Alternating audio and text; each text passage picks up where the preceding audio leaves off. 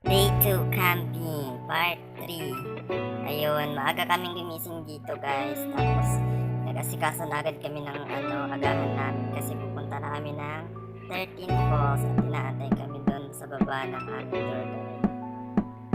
Ayun. Ayan, may mga pa dyan. Hamog-hamog, kaso malabo talaga ang camera. Hamog-hamog talaga siya. Tapos yung agahan namin dito, yung niluto namin, yung minarinate namin kahapon na karne pork. Oo, magba-barbecue kami.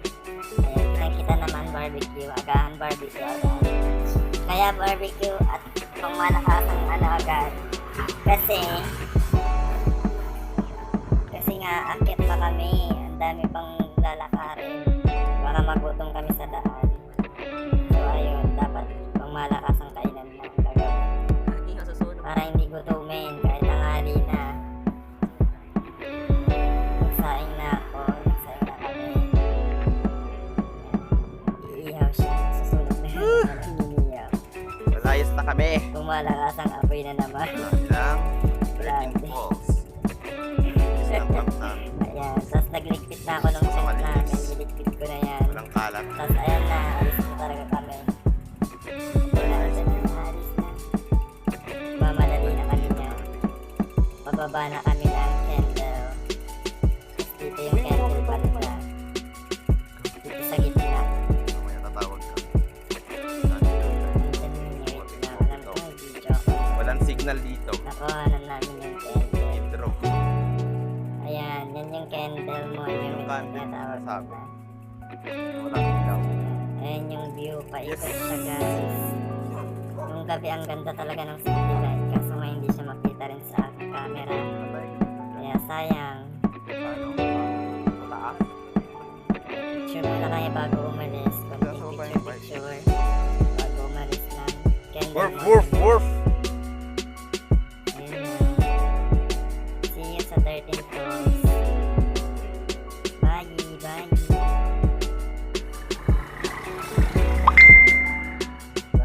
Hi guys, ayan na, andito na kami sa falls. Ito yung 8 falls. Bali, ito lang yung nasave ko sa camera. Dahil yung GoPro ko, yung ginamit ko talaga simula first fall hanggang 13. Tapos yung trekking, doon nandun siya sa GoPro.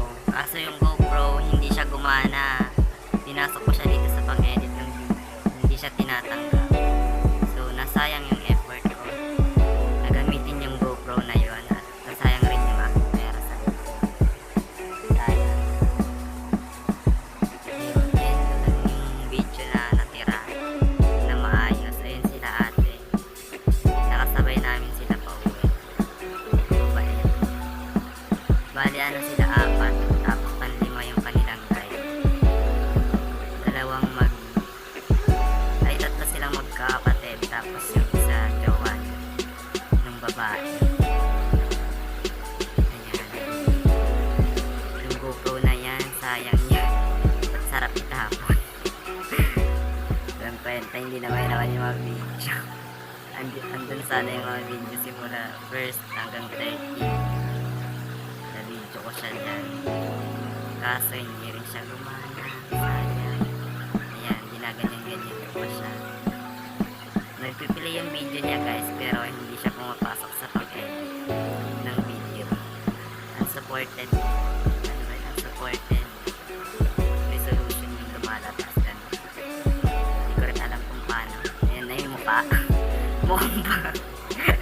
Anyari. Ayan, linay ko yung mukha ko kasi ang pangit. Ang tsaka. So, ayun na nga. Ligo-ligo lang, enjoy. Kasi hindi pa kami naliligo niyan eh. Tapos amoy usok talaga kami dahil nag-bonfire kami nung gabi. Usok-usok talaga.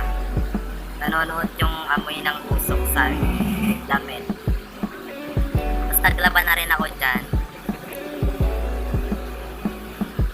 Kaso nga lang, hindi uminit nung araw na yun. Grabe yung ulan. Umuulan dyan nung pag-uwi na namin. Kaya yun, dala-dala namin ang bigat. Puro basa. Yes! Yes. Naman, sarap na sarap.